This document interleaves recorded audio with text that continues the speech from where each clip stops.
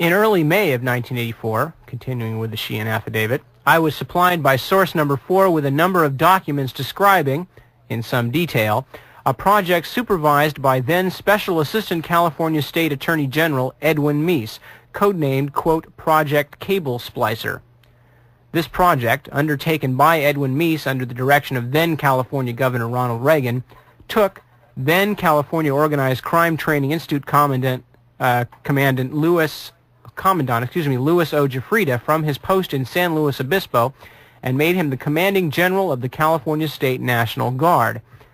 At the California Organized Crime Training Institute, Commandant Louis Giuffrida had been the instructor in civil disorder control. As commanding general of the California State National Guard, Louis Giuffrida coordinated Project Cable Splicer for Special Assistant Attorney General Edwin Meese and Governor Ronald Reagan. Project Cable Splicer was a special, quote, war games readiness exercise pursuant to which Governor Reagan, Special Assistant Attorney Ed Meese, and California State National Guard Commander Giuffrida could together establish an effective state of statewide martial law, quote, in the event that forces of radical black nationalism joined forces inside the state of California with the anti-Vietnam forces to challenge the established authority of the state, unquote. Project Cable Splicer was part of a larger program codenamed Project Garden Plot, which was a nationwide war game scenario prepared by then-President Richard M. Nixon and his Attorney General John Mitchell, designed to establish a nationwide state of martial law if Richard Nixon's, quote, political enemies required him to declare a state of national emergency. In mid-May of 1984, I was informed by source number 10, who was a professional journalist in New Orleans, Louisiana, that he had learned that the state legislatures of Louisiana, Alabama, and Texas had sometime around April of '84 or May of '84 each passed legislation establishing units known as, quote, state defense forces. Source number 10 informed me that he was extremely concerned about this because the only people in Louisiana, Alabama, or Texas who seemed to have heard of the passage of these statutes, and who were, therefore, signing up to join these state defense forces, were ultra-right-wing paramilitary, quote, survivalist types, or, quote, soldiers of fortune types, who were being advised to sign up for these state defense force units at weekend survivalist training centers or ultra-right war game schools, unquote. Source number 10 informed me that this concern on his part had caused him to undertake an investigation to ascertain what was going on regarding the state defense force units in Alabama, Louisiana, and Texas. Source 10 informed me that he had discovered a group of men in Texas who had all signed up for the Texas units who had been expelled by the Texas National Guard for being too radically right-wing. This investigation led him to a Louisiana State National Guard colonel, Source 11. Source 10 informed me that this Guard colonel had informed Source number 10 that the State Defense Force unit in Louisiana was, in the near future, this being in May of '84, going to be receiving a large quantity of small arms and ammunition, quote, in some kind of war game activity, unquote, supervised by the federal government. But that the State Defense Force in Louisiana, quote, was only going to have to give back half of the arms and ammunition received in the war games. The half which were left with them were going to be smuggled out of the country to the Contras in Central America, unquote. Again, the significance of the Rex 84 plan is severalfold. Obviously, any plan to declare martial law in the United States in and of itself is worth taking note of. One of the most ominous features of the FEMA plan was the deputization of right-wing Klan and Nazi types to serve as official emissaries of the United States government. Now, certainly in a country with the legacy of the Galen organization, in and of itself, that shouldn't appear all that far off the beaten track. Yet the notion of Ku Klux Klansmen and American Nazis operating in an official capacity, I think, has got to prove pretty unnerving to any intelligent and decent observer of the situation.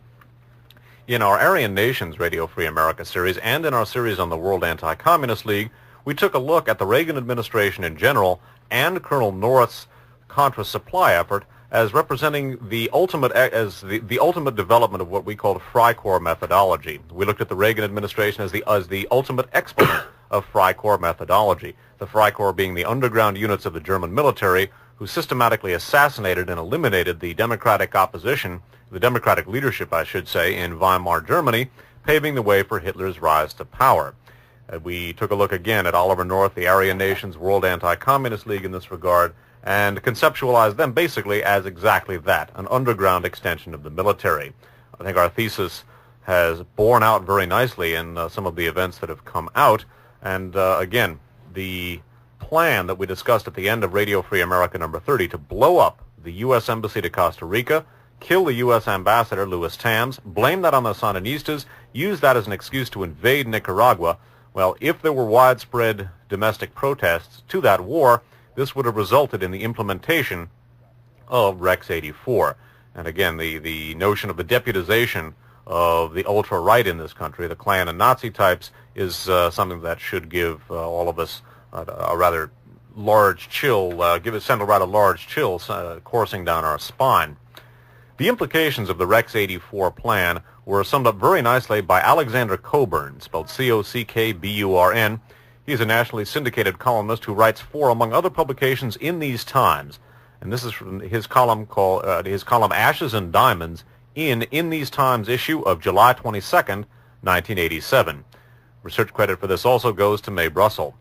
This is an article called a column by Cockburn called Homegrown Fascist. Oliver North is a true memento of the Reagan era and indeed of the president himself. He has Reagan's own capacity for the vibrant lie, uttered with such conviction that it is evident that formidable psychic mechanisms of self-validation have, in that instant, convinced the liar, Reagan, North, that what he is saying is true. But on display last week in Congress was something more disturbing than a mere deceiver. The cocksure, edgy, ingratiating profile of an all-American, 80s-style fascist. The fascist has absolute moral assurance that his lawlessness is lawful, that though he gets things done, unquote, he is following orders, that all impediments in his path, legal or moral, are obstructions erected by hostile conspiracy.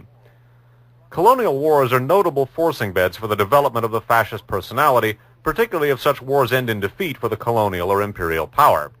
France's defeats in Indochina and Algeria enriched the already muscular tradition of Gallic fascism, and, in a different idiom, the U.S. defeat in Vietnam produced a crop of officers brooding on the stab in the back, unquote, by effete civilians at home. It is entirely characteristic that North should have been part of a team drafting a secret plan to run the country by martial law. This phase of his activities occurred between 1982 and 1984, according to stories, particularly in Knight Ritter's papers, based on material developed by the Iran-Contra Committee staff. North's first assignment at the National Security Council in 1981 had been to carry the football, unquote, the briefcase carrying the plans for fighting a nuclear war that accompanies the president wherever he goes. Those who like thinking the unthinkable might ponder this parable of impending nuclear disaster. A president who has frequently expressed the view that the apocalypse, unquote, may occur in our lifetime, trailed by the football-carrying North with his own history of mental instability.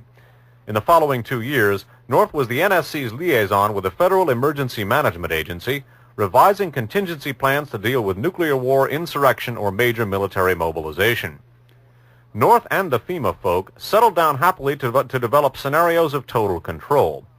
FEMA's director at the time, John Giuffrida, had attended Army War College in Pennsylvania in 1970 and written there a paper advocating martial law in case of a national uprising by black militants, along with roundup and transfer, quote, to assembly centers or relocation camps, unquote, of at least 21 million American Negroes. This paper was reworked in a 1982 memo written by Giuffrida's deputy, John Brinkerhoff, at which time North and the FEMA team developed their plan for a secret contingency order, turning control of the country over to FEMA at any time of nuclear war, violent dissent, or most significantly, national opposition to a military invasion abroad. FEMA would supervise appointment of military commanders to run state and local government. In other words, while North's colleagues at the National Security Council were preparing the invasion of Nicaragua, North was working on a scheme to introduce martial law in the U.S. as a means of crushing any internal opposition to that invasion when it took place. I think that's an eloquent summing up of the events in the scheme proposed in Rex 84. By the way, we took a look at this same team, Operation Cable Splicer and Operation Garden Plot, in Radio Free America number 23, when we dealt with Ronald Reagan's administration in California. Now, astute listeners may have noticed that there's something described in the Cockburn column that was not described either in the Alfonso Ciardi article from the San Jose Mercury, of July 5th or in the Sheehan affidavit. The fact of the matter is that the original Alfonso Charty article, the July 5th article which appeared in the Miami Herald, had a very key section which, for one reason or another, the editors of the San Jose Mercury left out. And that is the contingency plan to, in the event of an uprising by black militants, to intern 21 million black Americans in what amount to concentration camps. And the Miami Herald article from July 5th was obtained for us by Mae Brussel, and Nip's going to read you that section that the Mercury declined to print. Yes, the excise section, the Sunday, July 5th Miami Herald, the article by Alfonso Charty. The official said the contingency plan was written as part of an executive order or legislative package that Reagan would sign and hold within the NSC until a severe crisis arose.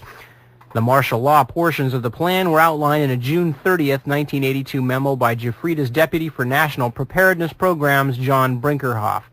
A copy of the memo was obtained by the Herald. The scenario outlined in the Brinkerhoff memo resembled somewhat a paper Jeffrida had written in 1970 at the Army War College in Carlisle, Pennsylvania, in which he advocated martial law in case of a national uprising by black militants. The paper also advocated the roundup and transfer to, quote, assembly centers or relocation camps of at least 21 million, quote, American Negroes, unquote. So again, that is the part that the Mercury declined to print. It is obviously very, very similar to something which we have discussed in the past and that we've placed on file at Archives on Audio, namely the King Alfred Plan. In fact, our next Radio Free America show is going to begin with the King Alfred Plan, and we'll be discussing the King Alfred Plan. We'll come back to Rex 84 and in Radio Free America number 32 in 2 weeks. As a matter of fact, yeah, it's very reminiscent of the King Alfred Plan, and the idea also of this being implemented by a bunch of Klan and Nazi paramilitary right-wingers being given guns and allowed to run around, with quasi-governmental status, is also very reminiscent of the book that achieved such cult success among these Aryan Nation type groups, The Day of the Rope, in which final atonement is made by the enemies of the white race, quote unquote, and the idea of a bunch of paramilitary types being given weapons and told to go out and round up the blacks and Hispanics. Yeah, it does have that kind of Day of the Rope sort of sound, as well as the King Alfred sound. Yeah, we're going to begin in Radio Free America number 32, where we'll reprise the Rex 84 plan, and then we'll take a look at the massive and ongoing connections between the Reagan administration and many of the most notorious terrorist individuals and organizations on the scene today. This, again, to be evaluated against the background of Rex 84. And I would remind, although perhaps it's unnecessary, our listeners of the scenario that we've been developing. We stated it earlier. We've been developing over many, many years on these broadcasts, and that Mae Brussel has been developing many years before us, namely the deliberate manipulation of terrorism in order to establish a Reichstag scenario, to basically warrant the suspension or elimination of civil liberties at home, and to develop popular support and a favorable political climate for military expansionism abroad. This is why we focused so much on the Turple Wilson team, why we focused on them long before the Iran-Contra scandal, and why we're emphasizing that focus in these broadcasts. That's right, and as these articles by Alfonso Charty and some of the earlier stuff we were talking about also quite well covered things like the Louis Tams assassination plan and things of that nature. These are not pipe dreams. This is not conspiracy. This is not... It is conspiracy. Well, yeah, it's not conspiracy in the common sense of things, common sense of the word conspiracy theory. This is these people are quite cold-bloodedly planning this stuff, and probably still are, although they may be a bit in abatement for a few months now.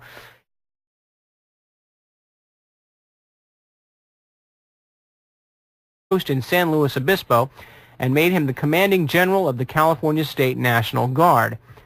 At the California Organized Crime Training Institute, Commandant Louis Jeffrida had been the instructor in civil disorder control. As commanding general of the California State National Guard, Louis Jeffrida coordinated Project Cable Splicer for Special Assistant Attorney General Edwin Meese and Governor Ronald Reagan.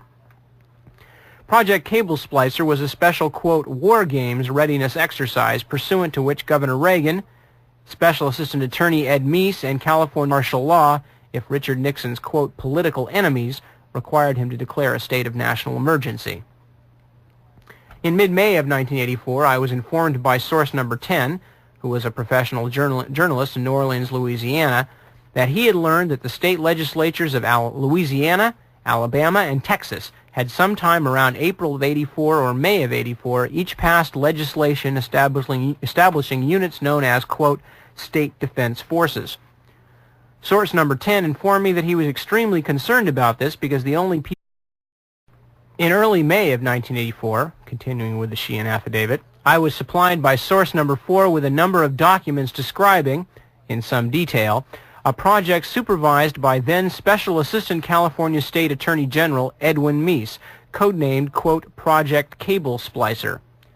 This project, undertaken by Edwin Meese under the direction of then California Governor Ronald Reagan, took then California Organized Crime Training Institute Commandant Louis O. Giuffrida from his post. State National Guard Commander Giuffrida could together establish an effective state of statewide martial law, quote, in the event that forces of radical black nationalism joined forces inside the state of California with the anti-Vietnam forces to challenge the established authority of the state, unquote.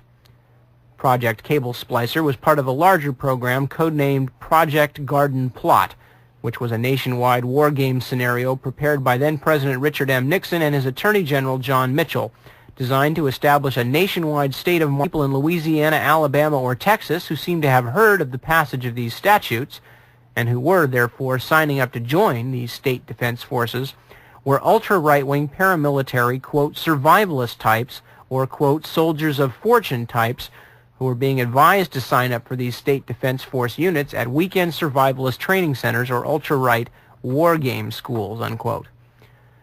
Source number 10 informed me that this concern on his part had caused him to undertake an investigation to ascertain what was going on regarding the state defense force units in Alabama.